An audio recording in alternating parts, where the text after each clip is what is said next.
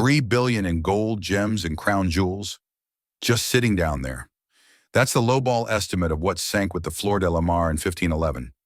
I've been tailing a small crew for months, and they swear their new data has the wreck within spitting distance. If they're right, we're looking at the largest treasure recovery in history. If not, just another entry in a 500-year headache. Imagine a storm nasty enough to snap a 400-ton warship like kindling. Captain Afonso de Albuquerque clings to a broken spar, while the overloaded hold, stuffed with Malacca's ransom, yanks the Flor de la Mar beneath the waves. 40 sailors wash ashore. The treasure never does. Overnight, a kingdom's ransom turns into a bedtime story. Until now.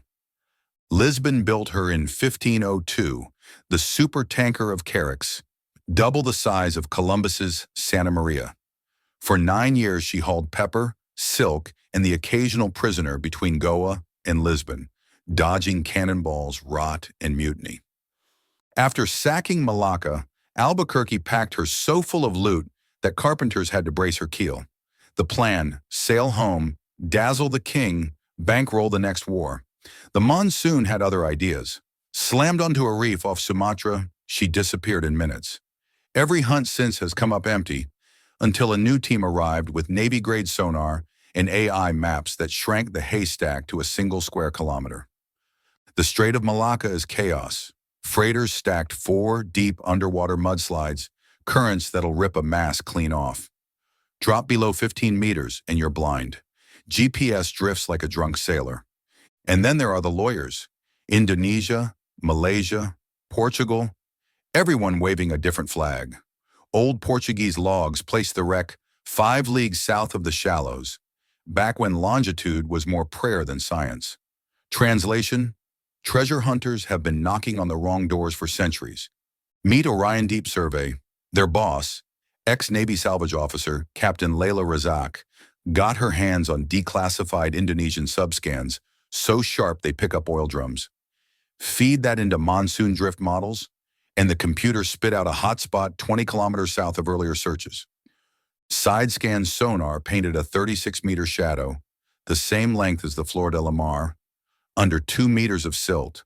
Then the magnetometer lit up like a metal detector on steroids. Wood won't do that. Bronze cannon and gold will. Salvage law is a bar fight. Portugal calls it cultural heritage. Malaysia says our waters, our wreck.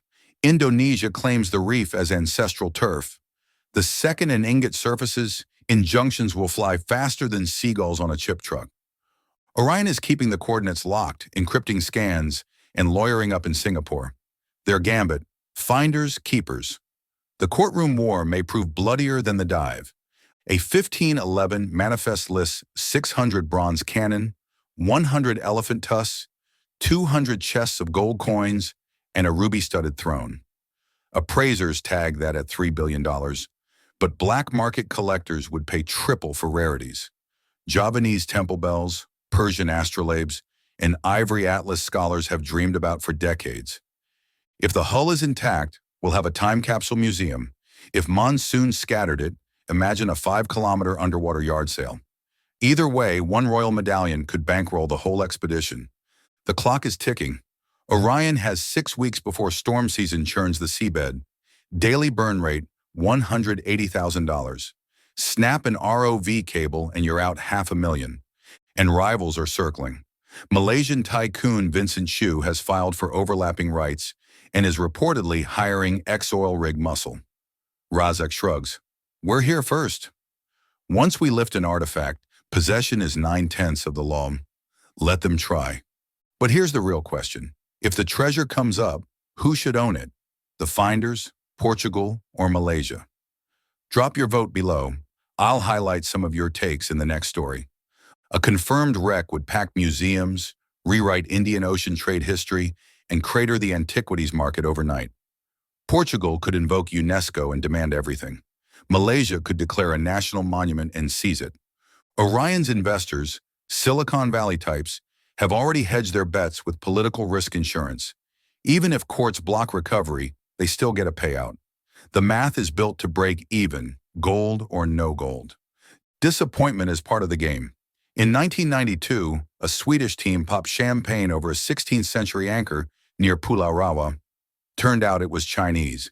In 2015, fishermen netted gold leaf proven to be 1500s Portuguese purity, and then silence. Each flop empties bank accounts and fuels the ship's curse. Razak only laughs. We've got better nav data than Apollo. If she's not here, she's nowhere. This isn't just dollar signs. The Flor de la Mar marks the instant Europe collided with Southeast Asia. Spice-crusted crates, coral-welded cannonballs, sailor's dice carved from hippo bone. Pull that up, and history stops being homework. It's something you can hold in your hand. And sure, $3 billion buys a mountain of nostalgia. So have they finally found the flower of the sea? The sonar whispers maybe. The lawyers sharpen their knives. The ocean still holds the trump card. 6 weeks from now, we'll know whether the flower of the sea rises or stays buried under silt and red tape. For 5 centuries, the ocean has kept her secret. Soon we'll learn if history's greatest treasure is fact